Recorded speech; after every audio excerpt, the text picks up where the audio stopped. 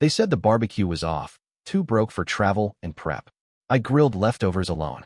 That night, my sister streamed a full bash. Lights, music, even fireworks. Everyone was there. Except me. I stayed quiet. Until Dad texted, "Can you send the $3,100 for bills?" I replied, "Not anymore. Some people count down to vacations or sports seasons. Me? I always counted down to the annual family summer barbecue. My name is Elliot. I'm 33 years old, and I live in a modest one-bedroom flat in Lexington, Kentucky. Nothing fancy, just enough for me and my oversized dog, Jasper. But every summer, for the past 7 years, I transformed into a host extraordinaire, throwing a reunion barbecue at my grandfather's old countryside ranch, now mine. It started simple. A few folding chairs, cheap burgers, and a borrowed grill. But over time, it became something special. The kind of event people looked forward to months in advance. My mom would make her famous peach cobbler. Dad would handle the smoker, though I always hovered nearby, ready to take over. And my sister, Claire, would show up late with a bottle of wine and a new story about one of her failed relationships. It was chaotic, loud, and way too hot. But it was ours. This year, I went all out. I had a spreadsheet. I had color-coded tasks. I even sent out gifts in early June. Real, thoughtful ones, not just thinking of you trinkets. Mom got a premium grill tool set she'd mentioned once in passing. Dad, a collection of rare vinyls from the 70s I tracked down through a friend in Portland. And for Claire, a hiking smartwatch. She'd been talking about wanting to disconnect and get into trail walking. I didn't do these things because they'd asked. I did them because I loved them. No occasion needed. I covered the property taxes on the ranch last winter, when Dad said he was between freelance gigs. I quietly sent Claire rent money in April after she admitted she was trying to figure things out with her art commissions. I never brought it up again. Not even once. None of them really knew how tight things got for me sometimes. They didn't know I'd eaten canned soup for a week, so I could send Claire enough to clear her overdraft. Or that I skipped renewing my gym membership to put a down payment on a new backyard smoker weed I'll use once a year. I never saw it as a sacrifice. Not really. I saw it as devotion. It wasn't about obligation. It was tradition. It was love without the need for repayment. No lectures. No you owe me strings. That's just how I was raised. Or maybe how I decided to raise myself, after a childhood of watching my parents bicker about bills and priorities. I made a vow back then. I'd be the one who made things easier. The glue. The one who held it together without asking for recognition. As the summer approached and the RSVPs rolled in, I found myself checking the weather for that weekend almost obsessively. 68 degrees, partly sunny. Perfect. The grill was ready. The lawn was trimmed. The cooler was packed. It was going to be our best reunion yet. I just knew it. It was a Wednesday evening, just 3 days before the barbecue, when my phone buzzed. I was halfway through marinating ribs, Dad's favorite dry rub, and the kitchen smelled like pepper, brown sugar, and anticipation. Jasper lay stretched on the floor, tail thumping lazily against the linoleum. I wiped my hands on a dish towel and glanced at the screen. Group chat, family fire pit. A text from Mom. "Hey everyone, we're going to have to cancel the barbecue this year. Budget's a bit too tight. Hope you all understand." That was it. No greeting. No call. No explanation. Just that flat little message, delivered like she was skipping church, not ending a tradition. I stared at it for a long time, expecting more. Another text. Maybe a voice memo from Claire jumping in to say it was a joke. Something. But the only follow-up was Claire changing the group photo to a cartoon of a burned hot dog. It felt like a slap wrapped in a meme. I typed out a dozen different responses. What budget? I already bought everything. We can host for free, like always. But in the end, I just typed. Understood. No punctuation. Just that one word. Because what else was I supposed to say? I convinced myself it wasn't personal. Maybe something came up. Maybe Dad had a medical bill. Maybe Claire's landlord pulled something shady. I gave them the benefit of the doubt, like I always did. Still, I spent that Friday evening sitting alone on my tiny balcony, the grill cold and covered. My cooler, still packed, stayed unopened. Jasper nudged my hand once, then settled beside me, sensing something was off. Inside, the little radio by my window hummed out retro rock, Fleetwood Mac, Tom Petty, CCR. All the stuff Dad used to play at the barbecue while pretending he didn't dance. I poured myself a drink and watched the sky change colors. Orange to pink, pink to blue. I waited for a phone call that never came.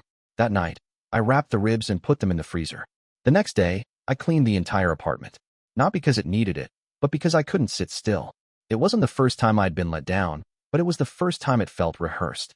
Like the message had been planned. Sent after a conversation I wasn't part of. Still, I told myself not to read into it. These things happen. Life happens. I told myself I wasn't hurt. But even as I said it, I knew I was lying. Saturday night. The exact time the barbecue would have been in full swing, burgers sizzling, cousins yelling over core hole scores, my dad trying to convince someone to try his secret sauce that was really just mustard and A.1.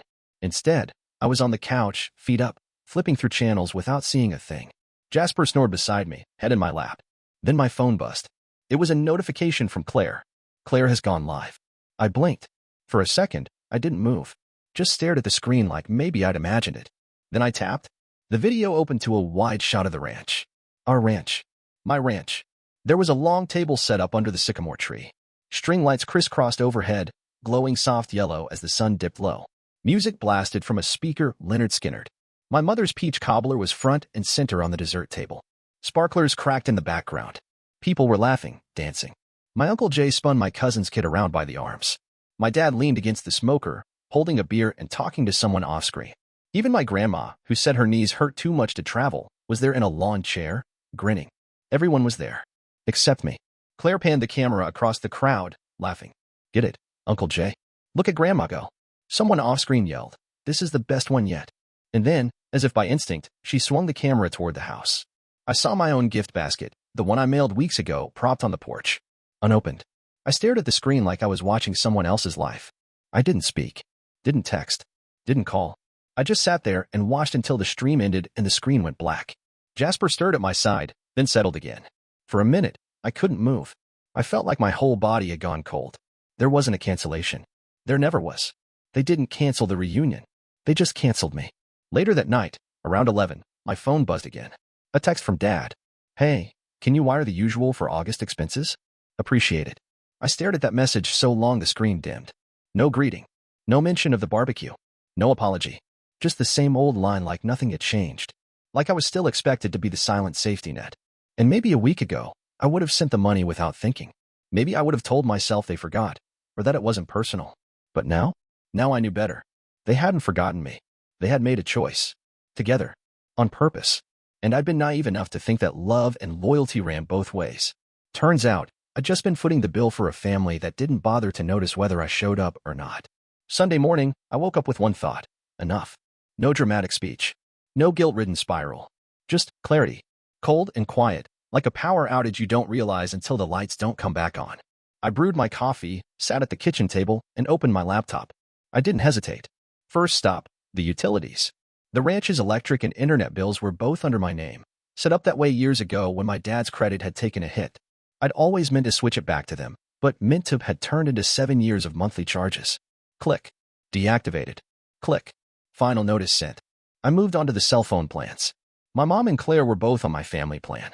I had justified it as cheaper for everyone, but the truth was, I was the only one who ever paid the bill. Click. Removed from account. Click. Carrier notified. Then came the auto insurance on Claire's car. I'd started covering it after she lost her job a while back and just never stopped. Click. Canceled. I opened every account tied to me and combed through the fine print. Claire's Amazon Prime? Gone. My dad's Spotify Premium? Gone. My mom's grocery delivery app that billed through my card? Gone. By lunchtime, I was halfway through the process of unraveling myself from their lives. The thing is, I didn't feel angry. Not really. Just methodical. Detached.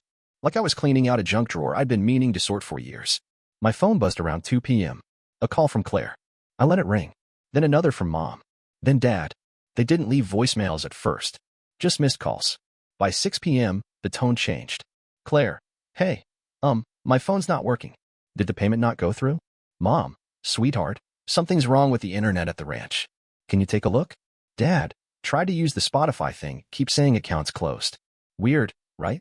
I said nothing. Then the voicemail started. Claire crying into the phone, saying she couldn't believe I'd do something so drastic.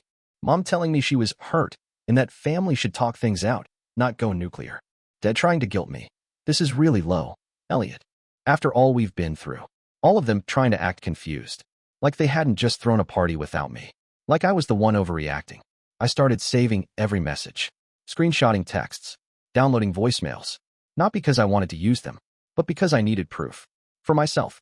So I wouldn't forget, wouldn't gaslight myself into thinking this was all a misunderstanding. I labeled the folder. Evidence, not revenge. Jasper rested his head on my foot as I shut my laptop. I looked around my apartment. Quiet, small mind. For the first time in years, I felt something strange. Not rage.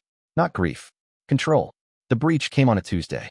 I was checking my bank app, half watching a rerun on TV, when I noticed a login attempt from a device I didn't recognize, an old iPad. One I hadn't used in years. One I'd lent to my mom a while back so she could stream her baking shows. A password reset had been requested. Twice. I froze. Then I checked the activity log. Someone had tried to access my accounts. Banking, Venmo, email, within minutes of each other. It wasn't random. It was deliberate. And it was them. I didn't call. I didn't send a warning text. I got in my car and drove. The ranch sat still under the heavy summer air, a few folding chairs still out on the porch, half-deflated balloons tied to the fence. It looked exactly like it had in Claire's live stream, just abandoned. Like the fun had left, but the mess stayed behind. I parked, got out, and walked straight up the steps. No one answered when I knocked, so I let myself in. Still had the key. Of course I did. Inside, the living room was quiet, save for the hum of an old ceiling fan. A few empty bottles lined the windowsill, plates stacked in the sink. Someone had left a slice of cobbler out, now crusted and drying. My father was sitting in the recliner, eyes red-rimmed, staring at the blank TV screen. He didn't flinch when he saw me. Claire sat on the couch, knees pulled to her chest, face blotchy like she'd been crying for hours. "You came," she said softly. "I'm not here to talk," I replied, calm. Cold. I walked over to the side table where the iPad sat plugged in, blinking. Picked it up. Unplugged it. "I'll be taking this." "Elliot," Dad started, shifting in his seat. "Look, there's been a lot of miscommunication lately. Emotions running high. We didn't mean." I cut him off. 5 years, I said, not raising my voice. Just stating a fact. That's how long I've kept this place running. The utilities. The repairs. The food you served last weekend. 5 years of me holding it all together so you could pretend we were some version of a family. Claire opened her mouth. I held up a hand. "No. You had your party. You told me everything I needed to know." She looked down. Her lip quivered. "We thought you'd understand. That you'd be busy. You always say you're busy." "I was never too busy to show up," I said. "But you didn't want me there. And now you want access to my accounts." Dad stood up, suddenly desperate. "We made a mistake. We can fix this." "No," I said firmly. "You can't." I tucked the iPad under my arm and walked toward the door. On my way out, I stopped. "Check your email," I said. "Every password has been changed. Every account locked down. I've already talked to a lawyer." "Elliot, please," Claire whispered. But I was done listening. Back home, I deleted every backup contact, cleared every shared device, changed my phone number, scheduled a consultation for a financial separation agreement, because love wasn't enough to keep the leeches out. It wasn't about punishment anymore. It was about making sure the door they'd slammed shut didn't have a key on the other side. The call started again 2 days later, different numbers this time. Extended family. People I hadn't heard from in months suddenly had a lot to say. My cousin Lila called first, pretending it was casual. "Hey, just checking in. Haven't talked in a while. Everything okay?" I didn't take the bait. "You talked to Claire?" Long pause. "Well, she's upset." I stayed quiet. "She says you're going through something. That you're cutting everyone off." "I am," I said. She let out a nervous laugh. "Come on, Elliot. That's not you." She was right. It hadn't been me. For years, I'd let the guilt soften every blow. Not anymore. Then came Aunt Donna. She didn't bother with niceties. "Elliot, I don't know what you think your family did, but this little tantrum of yours, it's cruel. Your mother is heartbroken. You should be ashamed." I almost hung up, but something in me wanted to say it out loud. Just once. "I paid over $38,000 in the last 6 years," I said, my voice low, measured. "Rent, groceries, medical bills, repairs, subscriptions. I have every receipt." Donna paused. "Well, sure, you've helped. But that's what family does." "No," I said. "That's what I did." No one else gave a damn until the check stopped. She tried to pivot. "They're just struggling, Elliot. You have to show some grace. They threw a party and told me I didn't belong. Then asked for money." Silence. The call ended not with shouting, but with a quiet, awkward goodbye. Like she didn't know how to fight facts. A few days later, a letter showed up in my mailbox. Handwritten. No return address, but the cursive on the envelope was unmistakable. "Mom." I stared at it for a long time before opening it. It started like an apology. "I'm sorry you feel the way you do," she wrote. "We didn't mean to hurt you. Maybe we could have been more thoughtful. Maybe we made assumptions. But Elliot, you've always been the one who didn't mind being left out." I stopped reading. Not because it hurt, though it did, but because it confirmed something I hadn't let myself believe before. This wasn't new. They had always treated me like a placeholder. The one they could skip over. The dependable one who'd understand. The invisible glue they assumed would hold no matter how often they stepped on it. The difference now? I was done holding. The envelope went into the same folder as the bank statements and voice messages. I labeled it Final Proof, not out of spite, but because every time I started to doubt myself, I wanted to remember this. They didn't think I'd mind being excluded.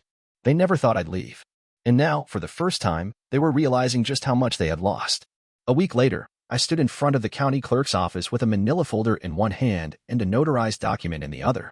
The ranch, the one my grandfather left to me, the one I'd preserved year after year while everyone else treated it like a free Airbnb, was no longer in the family. Not technically. I signed the final transfer papers that morning, handing the deed over to a nonprofit foundation that builds transitional housing for underprivileged teens. The director shook my hand, said something about legacy, about giving back. I nodded, but didn't say much. I wasn't doing it for the praise. I was doing it to cut the last thread. Let them have their hot dogs and sparklers. Let them remember the ranch as the place they partied without me. As of now, it wasn't theirs to use, ruin, or benefit from. Not anymore. That afternoon, as I sat at a coffee shop downtown, one of those quiet places with chipped mugs and real sugar on the table, my phone buzzed. Unknown number. I ignored it. Then it buzzed again. New voicemail. Curious, I hit play. It was Claire. Her voice was tight, clipped, like she was holding back a scream. Are you serious, Elliot? You gave away the ranch? That was supposed to stay in the family. How could you do something so selfish? Selfish. That word hung in the air, almost funny. I didn't respond. Didn't say the message. Didn't need to. Some moments didn't require evidence. They etched themselves in your memory whether you liked it or not. She'd used a borrowed number, of course. I'd blocked hers the week before after she sent me a half apology followed by a Venmo request for gas money. This time, I didn't block the new number. I just let it ring. Let her feel the silence. Later, I went home and opened the file folder again. Not the evidence one, but a new one I had started. This one had receipts from the nonprofit. A copy of the deed transfer. A letter of thanks from one of the teens who had already moved into a newly renovated space. I stared at that letter for a long time. Just a simple thank you from someone I'd never met. Someone who had no idea what I'd walked away from, only that I'd offered something meaningful. And that was enough. For the first time in a long time, I felt like I'd done something that actually mattered. Not for appearances. Not out of guilt. Not because anyone expected me to. But because it was mine to give. And I chose who deserved it. I mailed the letters on a Thursday morning certified, tracked, no return address except a small P.O. box I'd rented 2 towns over. 3 envelopes. One to Mom. One to Dad. One to Claire. Inside each one was the same thing, a printout of a spreadsheet I'd built over the last few weeks. 6 years of financial transactions, every cent I'd ever contributed to this family. Rent payments. Medical copays. Utility bills. Grocery deliveries. Venmo receipts. Car insurance policies. Even the replacement tire I'd paid for when Claire had driven over a curb and called crying from the Target parking lot. At the bottom of the sheet, bolded and underlined, was the total. $39,812.46. I didn't round it up. Didn't inflate it. I didn't need to. Attached was a short letter. No bitterness. No threats. Just the facts. This amount reflects the financial support I have provided over the last 6 years. It was never a loan. I'm not asking for repayment, but I am asking for recognition. This wasn't generosity, it was exploitation. I gave out of love, and you took out of habit. As of now, I am cutting all contact indefinitely. I will only consider communication if and when it includes full acknowledgement of the choices you made and their impact on me. Until then, I wish you well, Elliot. I signed each one by hand, not to be dramatic, just to make it real. By Saturday, I knew they had arrived. Claire posted a cryptic message on Instagram that morning. Some people can't handle the truth. Or being called out. #narcissists belike. I didn't reply. I didn't even look at it twice. Later that day, I got a text from Dad. Letter received. Very mature. Hope it made you feel better. That was it. No apology. No denial either. Just that passive-aggressive sarcasm he used when he couldn't win an argument. I archived the message without responding. Sunday evening, Mom called from a private number. I let it ring, then checked the voicemail. Her voice was calm. Almost rehearsed. Elliot. I read your letter. I'm sorry you feel that way. We never meant to hurt you. I just wish you had said something sooner. Maybe we could have talked. She paused. I'm still your mother. That hasn't changed. But it had. She just didn't see it yet. This wasn't about being her son anymore. It was about no longer being their crutch. Their fixer. Their automatic yes. I sat at the kitchen table, listening to her voice fade, then finally hit delete. Then I poured a drink, toasted the silence, and opened the window. Outside, the neighborhood was still and warm, a breeze moving slow through the trees. For the first time in years, I wasn't waiting for the next request, the next crisis, the next obligation disguised as love. This was my final act, not revenge. A reckoning. And now, they could sit with it. A few weeks passed. I didn't check the P.O. box anymore. I'd canceled the forwarding address and let it all drift into silence. No more notifications. No more messages to ignore. Just nothing. Then one afternoon, while packing a box labeled Kitchen, Donate, I got an email from Mom. The subject line was simple. We could have fixed it. I almost didn't open it. But curiosity won. We could have fixed it if you told us, Elliot. I thought you understood how things were. I assumed you were used to being left out by now. Mom. That last line sat there, bold and quiet, like a nail in a wall that no one ever pulled out. Used to being left out. That's what stung. Not the apology that never came. Not even the attempt to shift blame. It was the confirmation that all those years of being overlooked weren't in my head. That they knew. And they just assumed I'd keep accepting it. They were wrong. I deleted the message and returned to taping up the box. I had a new apartment lined up in Cincinnati. Bigger, brighter. A studio loft with wide windows, exposed brick, and space for canvases I hadn't touched in almost a decade. I used to paint, once, back in college, before I traded it in for spreadsheets and bank transfers and late-night grocery runs for people who didn't say thank you. Now, I was picking it up again. Slowly. Clumsily.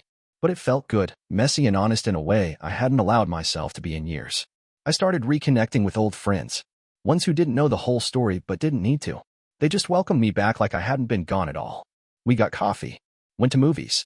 Sat in parks with cheap sandwiches and didn't ask each other for anything. It felt like breathing again. One night, as I stood by the window of my new place, paint drying on my hands, my phone buzzed. Unknown number. I stared at it for a second. Let it ring. It went a voicemail. I didn't listen to it. Instead, I set the phone down and smiled. Not because I didn't care, but because I finally knew that I didn't owe them a response. Not anymore. I wasn't the family's lifeline. I wasn't their safety net. I wasn't their invisible backbone, quietly keeping things afloat. I was just Elliot now. And that, finally, was enough.